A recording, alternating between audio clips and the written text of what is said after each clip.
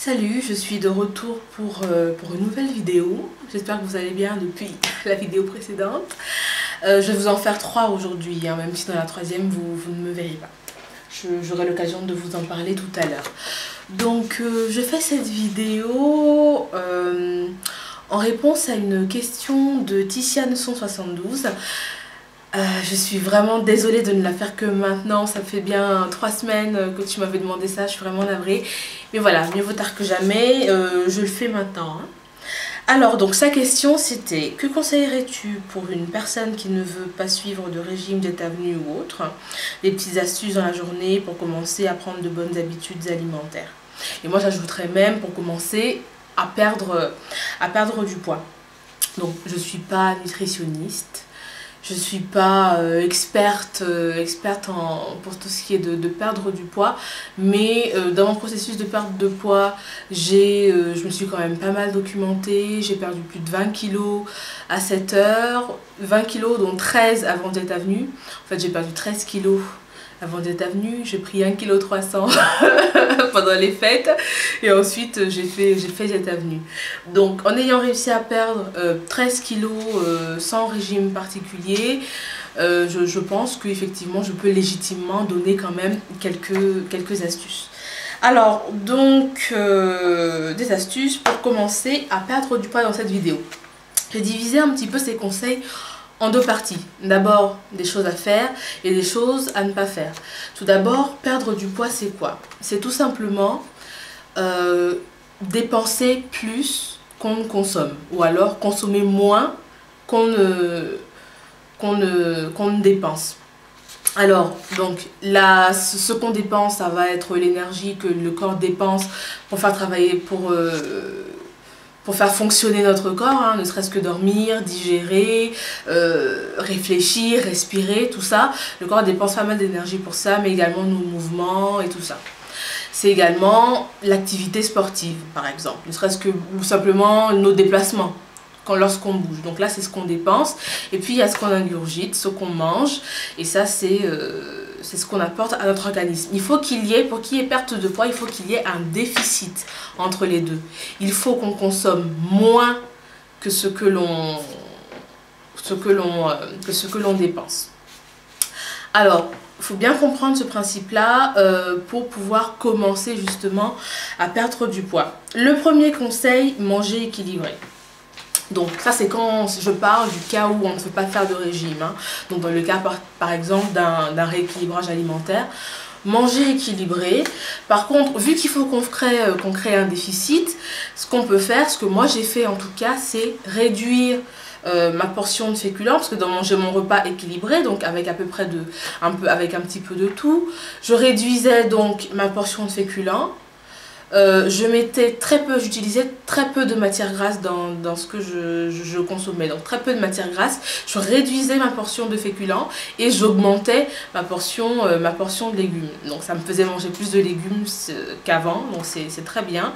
Et du coup, je me cale avec des légumes que j'aime et je réduis la portion de féculents. Quand vous faites ça, quand vous faites un rééquilibrage alimentaire, essayez de vous faire plaisir, manger des choses que vous aimez pour éviter au maximum d'être frustré. Je pense que c'est ça l'intérêt de faire un rééquilibrage alimentaire plutôt qu'un régime, c'est de pouvoir manger un petit peu de tout. Alors, les manger intelligemment, les manger dans de bonnes proportions. Si aujourd'hui je me fais plaisir et que je mange un tacos, par exemple, voilà, à midi, je sais bien que le soir, je vais manger léger, une petite salade ou des légumes, voilà, je ne vais pas manger quelque chose de lourd, ou même demain, je peux manger un petit peu plus léger, voilà, ce genre d'équilibre. Donc, première chose, manger équilibré, créer un déficit par rapport à nos besoins énergétiques. Moi par exemple, j'ai besoin à peu près de 1960 calories par jour. Il faut que j'en mange moins. Donc je mangeais à peu près entre 1200 et 1400 calories. Quand je faisais beaucoup de sport, bien 1400 calories. Hein. Donc voilà, ça c'est le premier conseil. Donc j'ai parlé un petit peu de sport. Faites un peu de sport. Bon, je dirai ça un petit peu tout à l'heure. Deuxième chose, évitez de grignoter. Ça, c'est vraiment important. Je pense que c'est l'une des raisons qu'on essaie d'écouter les uns et les autres. C'est l'une des grosses raisons pour lesquelles pour lesquelles on prend du poids. C'est pas seulement voilà, ce qu'on mange plus, qu'on mange plus sucré, plus gras aux repas principaux, mais c'est aussi qu'on se permet voilà, de grignoter. Donc limiter ça, arriver petit à petit à ne plus grignoter.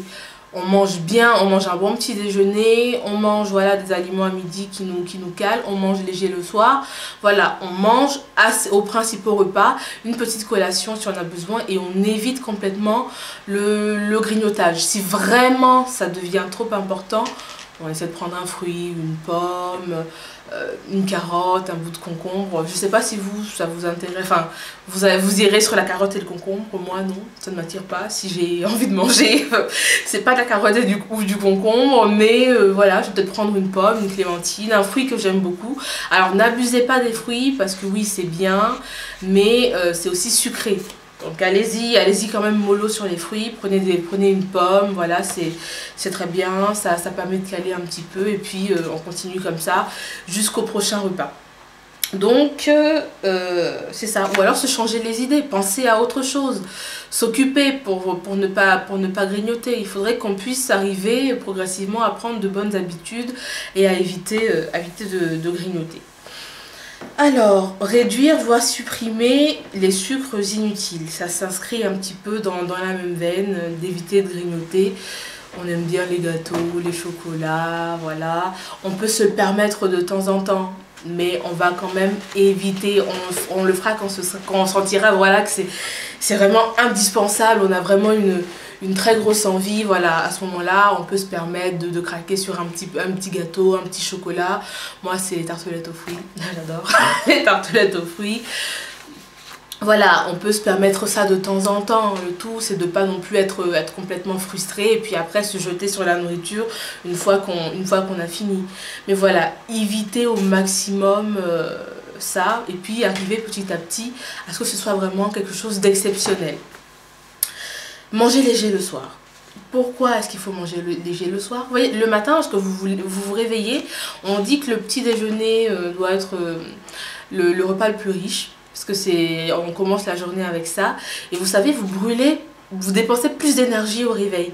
C'est comme une voiture qui n'a pas été conduite pendant l'hiver. Lorsque vous la redémarrez, voilà, ça va consommer beaucoup de carburant. C'est pareil l'organisme.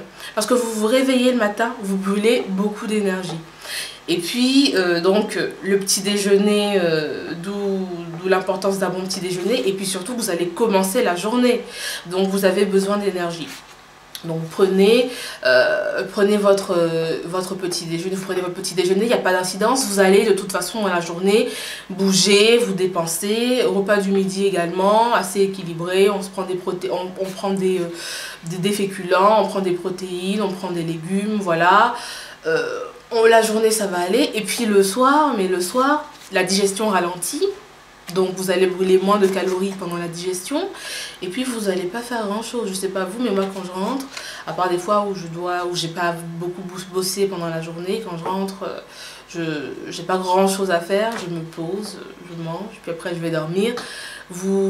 Non seulement vous digérez moins bien, donc évitez les féculents, ça va être plus difficile donc de les digérer, surtout si comme moi vous avez déjà tous les problèmes du monde au niveau de la digestion. Donc évitez les féculents et les matières grasses au possible le soir, parce qu'en plus voilà, vous n'allez pas vous dépenser. Non seulement, donc je disais, excusez-moi, je me répète un peu, vous n'allez pas vous allez moins bien digérer, mais en plus et surtout vous n'allez pas vous dépenser, vous n'allez pas beaucoup bouger, vous n'avez pas vraiment besoin d'aliments d'énergie le soir. Donc mangez léger, mangez des légumes, mangez des protéines et allez vous coucher.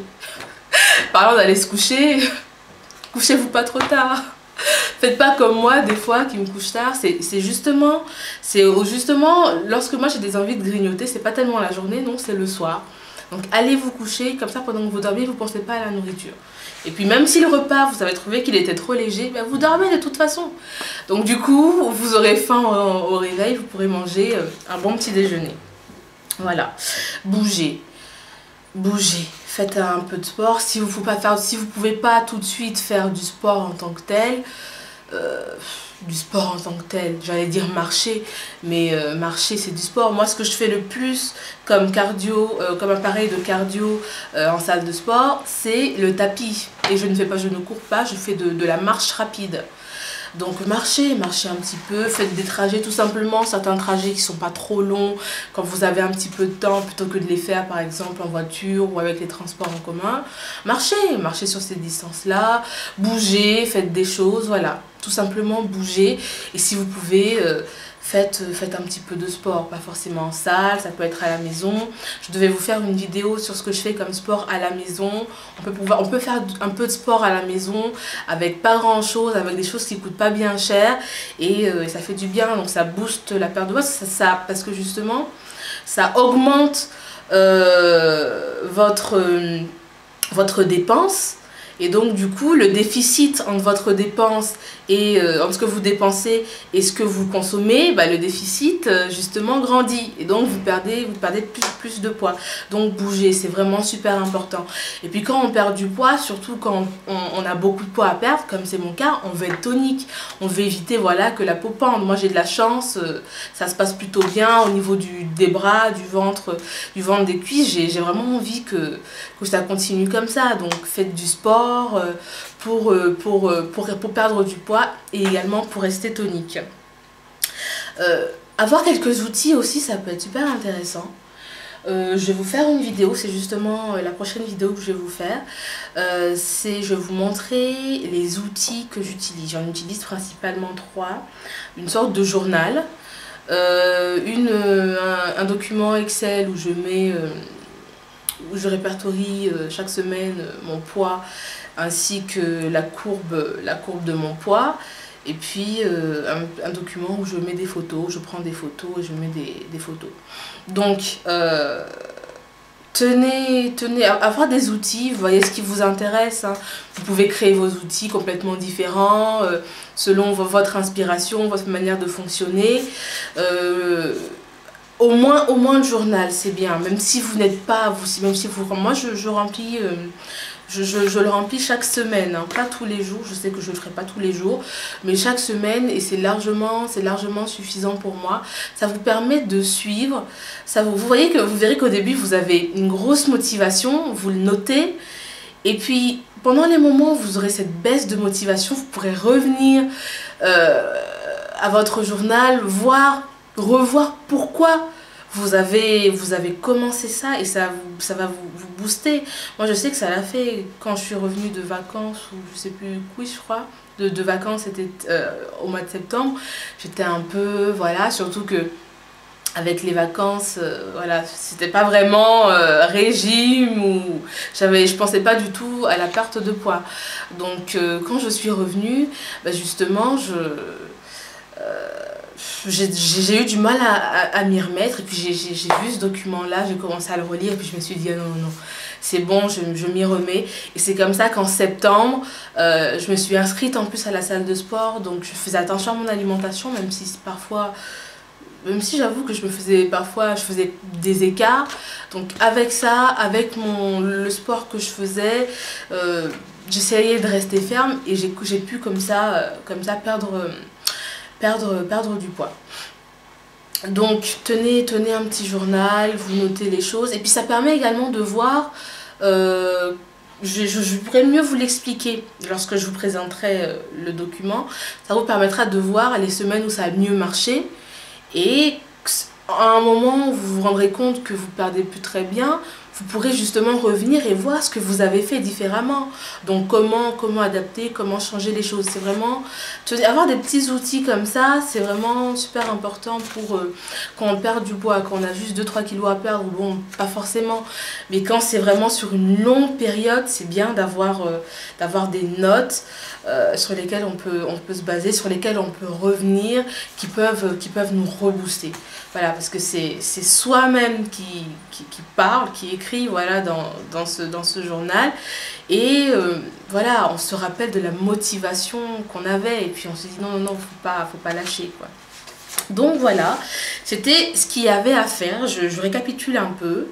Donc manger équilibré et créer un déficit. Donc manger équilibré avec moins de féculents, le moins de matières grasses possible, plus de légumes, bon, pour créer un déficit entre la dépense et le besoin. Ensuite, deuxième point, éviter de grignoter.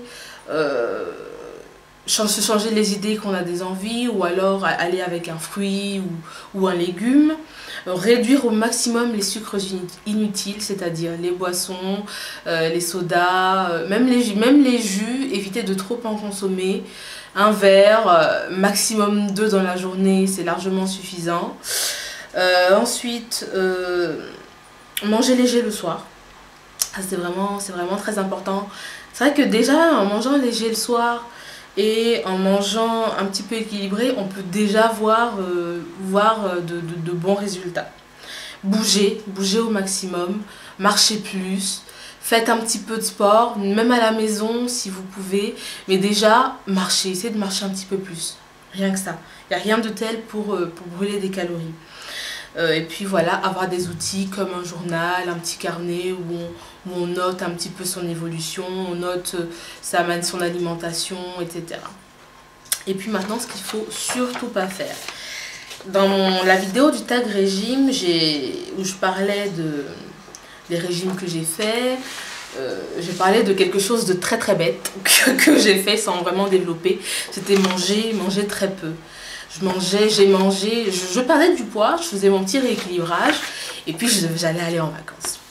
Il fallait absolument que je perde un petit peu de poids quand même, parce que la dernière fois que j'étais allée en vacances en Côte d'Ivoire il y a 2 ans, j'étais à 105 kilos.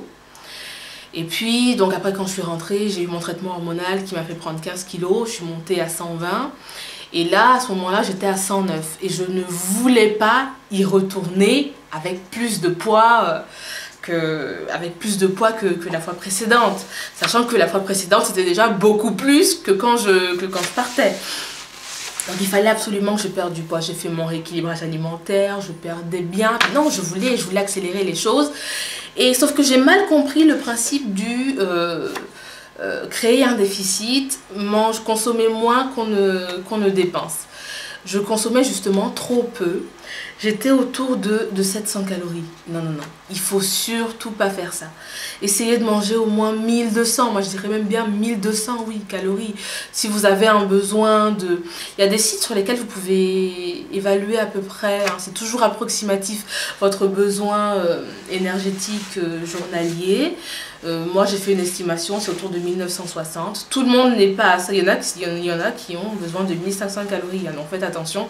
Si vous êtes à 1500, vous pouvez peut-être manger 1000. Sinon, essayez d'être à 1200 à peu près. C'est à peu près ce que je recommande. Si vous faites du sport, si vous faites beaucoup de sport, allez bien même jusqu'à 1400, peut-être même 1500, selon ce que vous faites comme sport. Donc, je mangeais à peu près 700 calories. C'était quoi? C'était par exemple au petit déjeuner, une biscotte et un jus de fruits avec un thé. Là encore, ça va. Au déjeuner, je mangeais par exemple des légumes sans gras, une petite quantité de viande blanche, et puis le soir une soupe, mais vraiment rien quoi. Mais ça allait, hein, j'avais pas faim, hein. La soupe, je me gavais de soupe, j'avais le ventre bien plein, la soupe avec un maximum d'eau, un tout petit peu de poulet, un tout petit peu de courgettes, soit rien du tout. Le corps ne fonctionne pas comme ça, c'est pas aussi simple. Il faut un déficit entre ce qu'on consomme et ce qu'on dépense, certes, mais voilà comment fonctionne le corps. Il est habitué, on va dire, à manger 1900 calories. Si vous mangez un petit peu moins, allez, vous descendez à 1400 à peu près. Il va fonctionner, vous allez perdre du poids. Progressivement, vous allez perdre du poids et il va continuer de bien fonctionner. Si vous descendez trop bas, par exemple à 700 calories, alors que vous avez un besoin de 1900 calories, ça va faire un choc à votre corps. Il a besoin de fonctionner quand même, il a des responsabilités, il faut que votre organisme, il faut qu'il fasse vivre, qu'il fasse fonctionner votre corps. Il a besoin d'énergie pour ça. Alors bien entendu, quand vous allez passer de 1900 à 700, vous allez perdre. Je suis passée de 110 à peu près à 107 en un rien de temps. et ensuite stagnation. Et puis je suis remontée vite fait à 109 kilos. Pourquoi? Parce que justement votre corps, avec ce choc, bien entendu, il va aller puiser dans les réserves, donc vous allez perdre du poids, mais petit à petit, il va s'habituer à fonctionner avec peu de calories. Et au bout d'un moment, donc en mangeant de la même manière à 700 calories, vous n'allez plus perdre de poids. Mais pire, vous allez être piégé, vous allez être coincé, parce que pour peu que vous mangiez un tout petit peu plus, par exemple 800 calories, ou même 700 calories, mais avec un peu plus de féculents, votre corps va stocker. Il va faire des réserves, justement parce que vous l'avez trop privé, et donc il va faire des réserves pour le cas où, pour la prochaine fois où vous serez fou, que vous mangerez trop peu, pour assurer au moins ses fonctions vitales.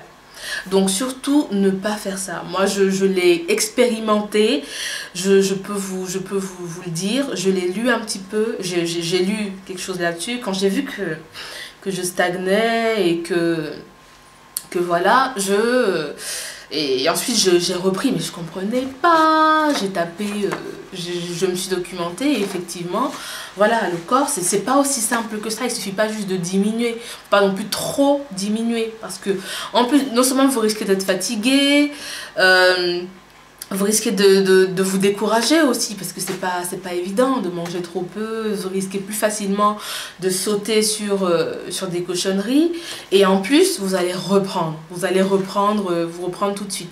C'est comme ça que beaucoup de personnes qui perdent vite reprennent.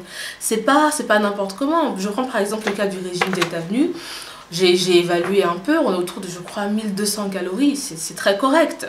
Donc déjà, si on le classait dans la catégorie des régimes hypocaloriques, c'est pas mal.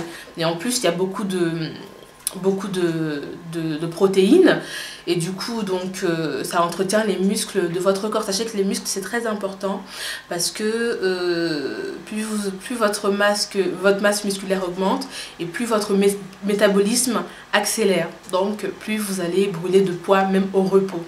Donc ne jouez pas avec vos muscles, ne vous amusez pas à manger trop peu, à avoir une fonte musculaire, parce que vous risquez d'avoir des problèmes, des douleurs, des problèmes aux muscles, et en plus ça va ralentir votre perte de poids.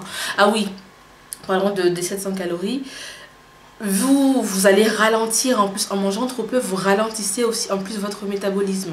Donc progressivement vous allez perdre de moins en moins vite, et en plus vous allez stocker. Donc vous êtes vraiment perdant sur toute la ligne. Ne faites surtout pas ça. Voilà, ne pas manger trop peu. Je pense que j'ai fait un petit peu le tour de la question. Et puis ne pas sauter de repas.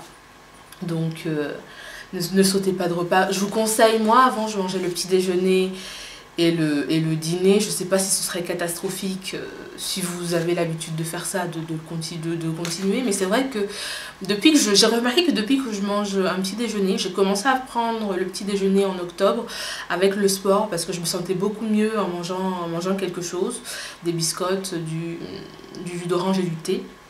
À ce moment-là, maintenant, bon, j'ai mon petit déjeuner Delta Venu.